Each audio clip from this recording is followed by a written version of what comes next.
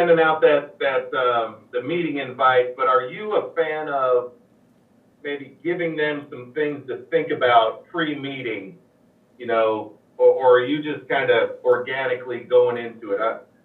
You understand what I'm saying? Does that make sense? Like 100%.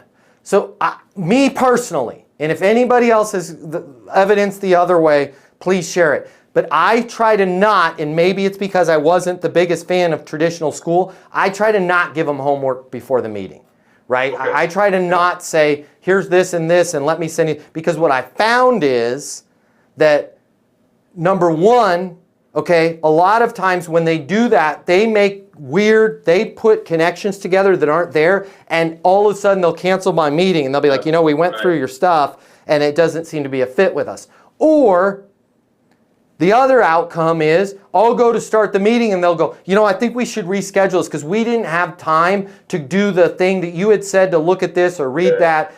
So it's like, I don't want to do any of that, right? I just want to set the darn meeting and I want to have the meeting. The magic is going to happen in our interaction, right? Like I'm not a big fan of giving people homework before, during, or after. I'll do the homework. 100%. Yeah, if that makes sense. That makes sense. Thanks, Matt. Hey, it's Matt Easton. If you like this video, you're going to love this. I'm going to teach you how to close right here, right now. I'm going to cover all the costs for you. We're going to get you the closing mini masterclass. I pick up all the costs. It's free to you.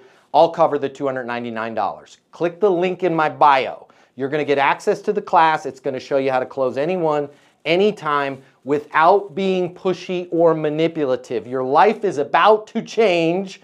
We're about to become best friends. Click the link in my bio. I'll cover the cost for you to learn how to close.